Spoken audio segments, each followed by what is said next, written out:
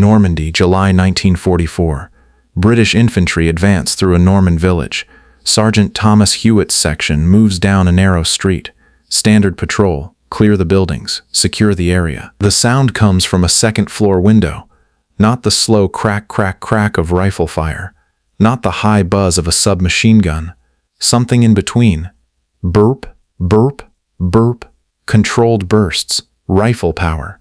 Machine gun speed. 3 of Hewitt's men drop in seconds. The rest dive for cover. Hewitt has fought from North Africa to France. He knows every German weapon by sound. This is something new. The firing stops. Hewitt looks up. Through the window, he sees the weapon.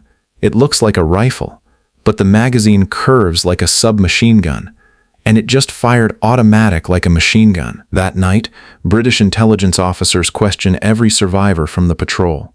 They all describe the same weapon, a rifle that fires bursts. German infantry carrying something that should not exist, something that gives them firepower no infantry rifle has ever provided. The weapon is called the Sturmgewehr 44, the CSG 44, and British intelligence is desperately trying to capture one, because German soldiers armed with this revolutionary rifle are changing the balance of infantry combat. One weapon, automatic fire, rifle accuracy, and British troops have nothing that matches it. The problem facing German infantry in 1942 was tactical. On the Eastern Front, combat ranges were collapsing. Street fighting in Stalingrad, close quarters battles in forests and ruins. German soldiers carried bolt-action Mauser rifles designed for 500-meter engagements, but they were fighting at 100 meters or less. The Mauser K98K was accurate and powerful, but it was slow. 5 rounds, bolt action. A trained soldier could fire perhaps 15 aimed shots per minute. In close combat, that was inadequate. Soviet troops with PPSH submachine guns could put 900 rounds per minute downrange. German infantry needed more firepower. The MP-40 submachine gun provided automatic fire but lacked range and power, effective to maybe 100 meters. The 9mm pistol cartridge it fired could not penetrate cover or engage targets beyond close range. German soldiers needed something between a rifle and a submachine gun, something that did not exist. The solution came from weapons designer Hugo Schmeisser. Instead of improving existing weapons, he created a new category, a rifle that fired automatically, but not with full-power rifle ammunition, with an intermediate cartridge.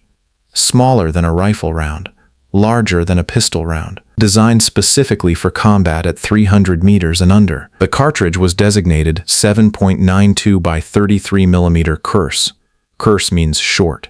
The round was 33 millimeters long compared to the standard 57mm rifle cartridge. Less powder, less recoil, but enough power to be effective at typical infantry combat ranges. This intermediate cartridge made everything possible. The recoil was manageable for automatic fire. The ammunition was lighter, so soldiers could carry more.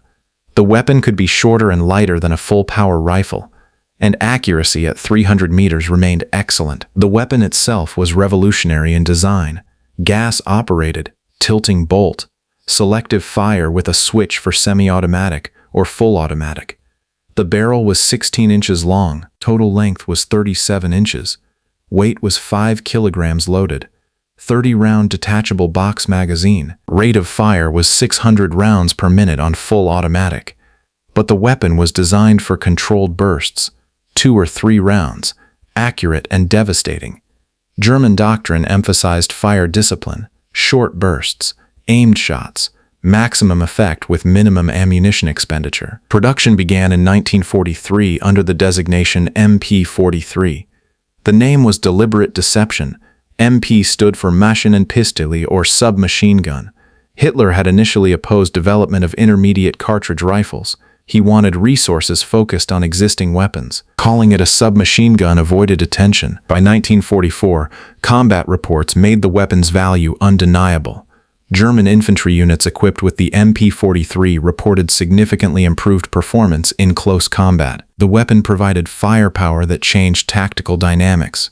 Hitler was finally shown the weapon. He was impressed. He renamed it Sturmgewehr, assault rifle, A new category of infantry weapon was born. The first major deployment came on the Eastern Front in 1943. German infantry defending against Soviet offensives found the weapon transformative.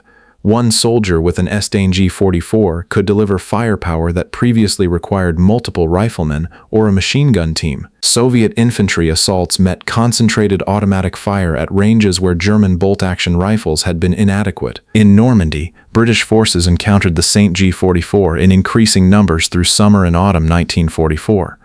After-action reports described German infantry with rifles that fired bursts. British soldiers armed with Lee-Enfield bolt-action rifles found themselves outgunned in close-quarters fighting. The Lee-Enfield was an excellent rifle. 10-round magazine, smooth bolt-action, accurate to 500 meters. British infantry could deliver rapid aimed fire, but against an Sturmgewehr, the disparity was clear.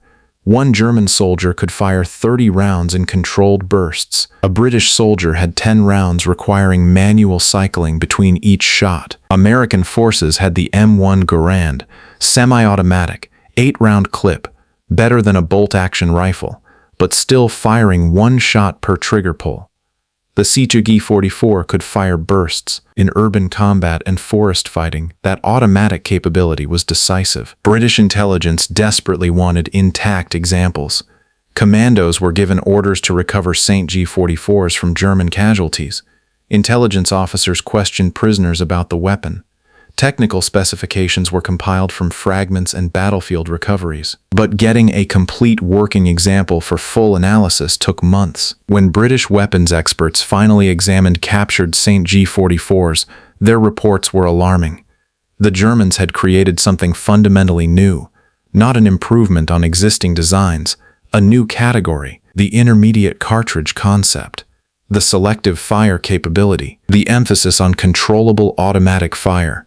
Everything pointed to the future of infantry weapons. The comparison with Allied weapons showed the gap clearly. The Sturmgewehr fired 600 rounds per minute in automatic mode.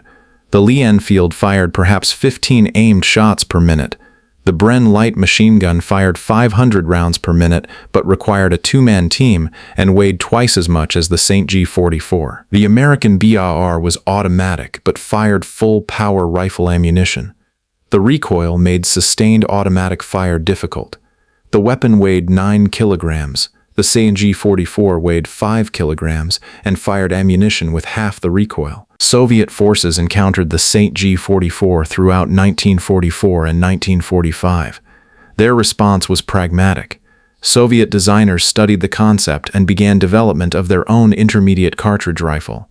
The result would be the AK-47. Mikhail Kalashnikov acknowledged that the Sturmgewehr influenced his design philosophy. The Sturmgewehr had limitations.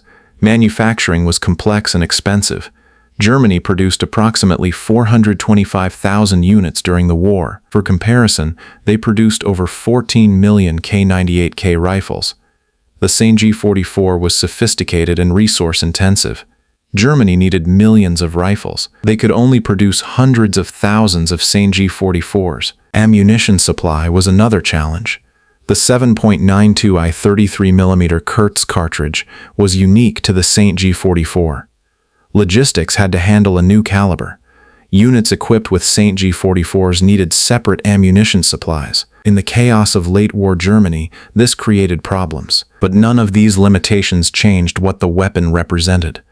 The Sturmgewehr proved that intermediate cartridge assault rifles were the future. Every modern military rifle traces its lineage to this concept. The AK-47, the M16, the FN-FAL, the G3, all of them use intermediate cartridges and selective fire. All of them follow the pattern the Sturmgewehr established. German infantry armed with Sturmgewehr had a significant advantage in close combat. British and American after-action reports consistently noted this. In street fighting, in forests, in any engagement under 300 meters, the Sturmgewehr changed the dynamics. German units with Sturmgewehr fought more effectively than those with only bolt-action rifles. The psychological impact was substantial. Allied soldiers knew that German infantry might be carrying weapons with automatic fire capability. The sound of an Sturmgewehr burst was distinctive. The cyclic rate was slower than an MG42, faster than individual rifle shots. Once you heard it, you knew what it was, and you knew the soldier firing it had firepower your rifle could not match. Production continued until the final weeks of the war. Factories produced St. G44s even as the Third Reich collapsed. Some of the last weapons manufactured in Germany were St. G44s. The weapon was that valuable to German forces desperately defending against Allied advances. After the war, captured St. G44s were distributed to various nations. East Germany used them into the 1960s. Yugoslavia manufactured copies. The design influenced weapons development worldwide, but the original German St. G44 remained a landmark. The first true assault rifle, the weapon that created a category. Normandy, July 1944. Sergeant Hewitt's section withdraws from the village. 3 men dead. The weapon that killed them is unlike anything British infantry have faced. Intelligence officers take Hewitt's statement. They need to know everything, because somewhere in Normandy, German soldiers are carrying a rifle that represents the future. The St. G44 was not perfect. It was expensive. It was complex. Germany could not produce enough of them to change the war's outcome, but it changed infantry weapons forever. British intelligence desperately tried to capture examples because they understood what the weapon represented: a revolution. One rifle, automatic fire, intermediate cartridge, the blueprint for every assault rifle that followed. That was German innovation. That was the St. G44. And the weapon British intelligence desperately tried to capture became the grandfather of modern infantry combat.